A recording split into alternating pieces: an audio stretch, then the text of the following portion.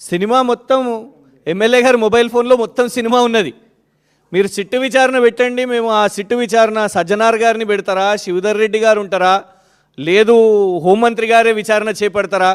ఇట్లాగో వాళ్ళకి ఇదే ఉన్నది కదా, టైంపాస్. ప్రభుత్వం ఎట్లాగో నడుస్తలేదు, 6 గ్యారెంటీలు లేవు, హామీలు లేవు, డిక్లరేషన్లు లేవు. సిట్టు విచారణ అంటే వీళ్ళకు అయితే ఏసీబీ, అయితే సిట్టు, లేకుంటే సిబిఐ, సిఐడి అన్ని విచారణలే నడుస్తున్నాయి కదా.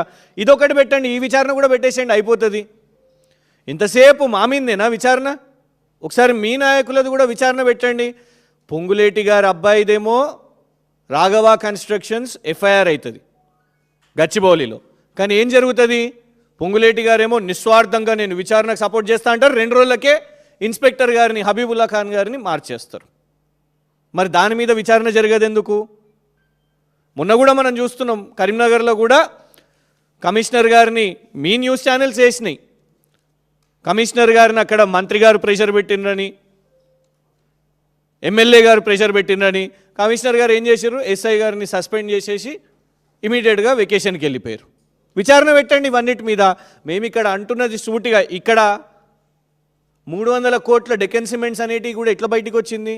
మంత్రి గారు అమ్మాయి మాట్లాడితే బయటకు వచ్చింది. బీఆర్ఎస్ మాట్లాడిందా? దాన్ని కూడా సైలెంట్గా తవ్వేసారు. ఎక్కడ ఎఫ్ఐఆర్? అంత పెద్ద సినిమా ఎపిసోడ్. టాస్క్ ఫోర్స్ మంత్రి గారి ఇంటి ముందుకు వెళ్తుంది, ఓఎస్డీని పరారు చేస్తారు, మంత్రి గారి కారులో పరారు చేస్తారు. కానీ ఆ ఎపిసోడ్ మీద విచారణ ఉండదు. ఇది కూడా ఇట్లనే వదిలేద్దామా చెప్పండి?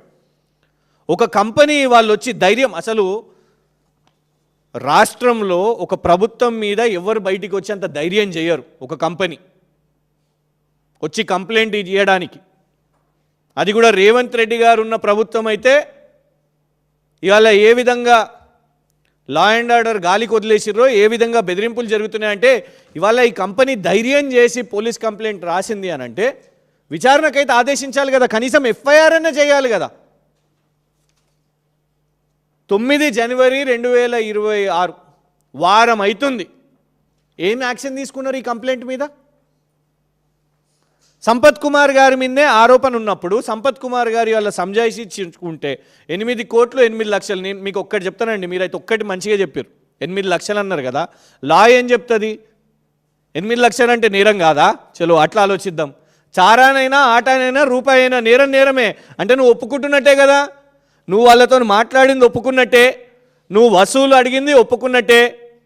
కానీ ఏంటంటే 2 సున్నాలను తీసేసి తక్కువ చేసి చెప్తున్నావు. లేదు లేదు నేను 8 కోట్లు కాదు 8 లక్షలే అడిగినానంటవా?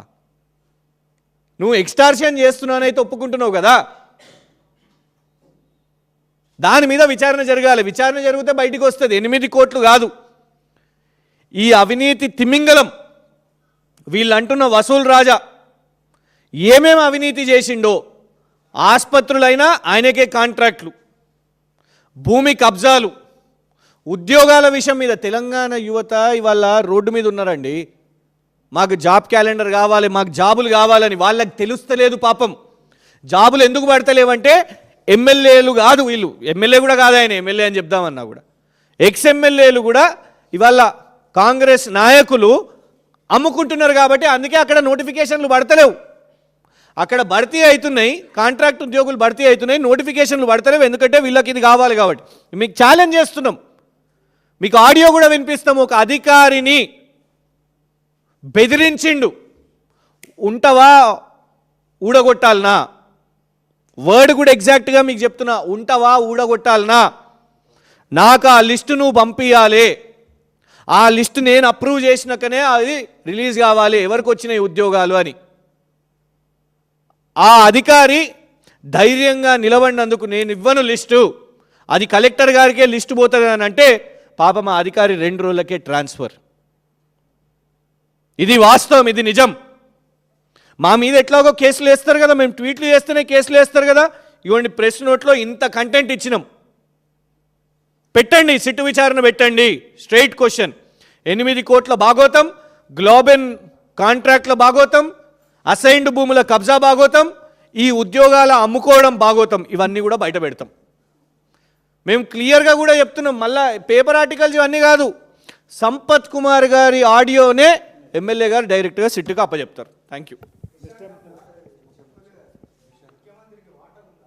ఇక అందరినీ కాపాడుతున్నాడంటే వాటా ఉన్నదా, అట్లనే అనుమానం వస్తున్నది.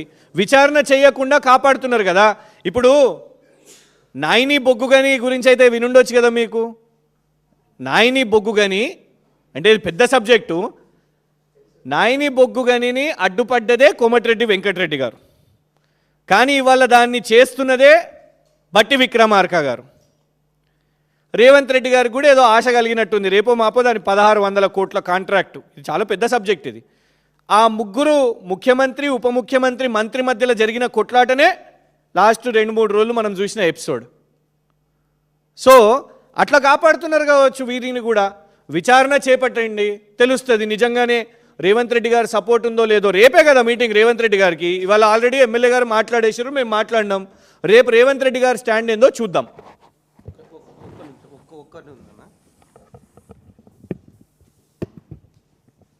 ఈయన 8 లక్షలు కోసమని అన్నాడు కదా, ఆ సంపత్ కుమార్ గారే మాట్లాడినాడు. ఏమని మాట్లాడినాడు?